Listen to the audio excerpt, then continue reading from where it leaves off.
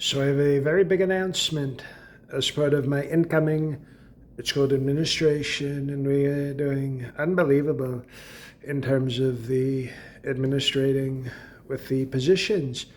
And my diplomat, my ambassador, some people call it, guy who goes to another country to have sex with prostitutes, but I call it ambassador to France, which is one of our great allies, although they're one of our sort of more annoying and snobby allies, will be Charles Kushner. Now, if you're wondering why that name seems familiar, he is the wonderful father of Ivanka's husband, Jared, who, by the way, I didn't even want her to really marry. I wanted her to marry Tom Brady, and then I also, Jared from Subway was very interested in marrying her.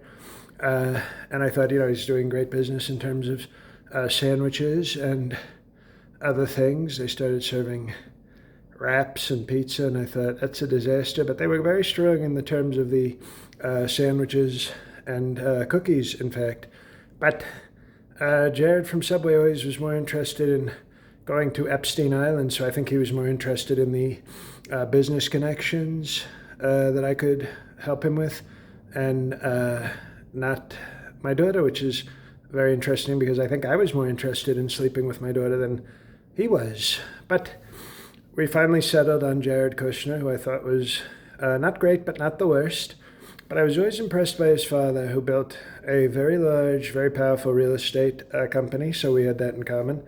I'm obviously a more handsome and talented person, but he was very successful when we're talking about things in terms of real estate business. But I was most impressed with the fact that when he was very angry at his brother-in-law, was it his brother-in-law or his brother? Who the hell did he? Anyway, he sent basically his brother-in-law, and he was mad at his brother-in-law, so he set up his brother-in-law with a prostitute and filmed it, and then showed it to his sister to blackmail. And I don't even know if he was cheating with the blackmail. That would have been obviously even worse, but I think it was a woman person that he was cheating with, but then sent the sex tape to his sister and said, look at this son of a bitch. That's how dedicated he was to getting even. And I always thought that would be great to have in a diplomatic position, somebody who will, make great agreements and be a great guest in someone's country, is the guy who makes hidden sex tapes about his family and then shows them very strongly to his sister.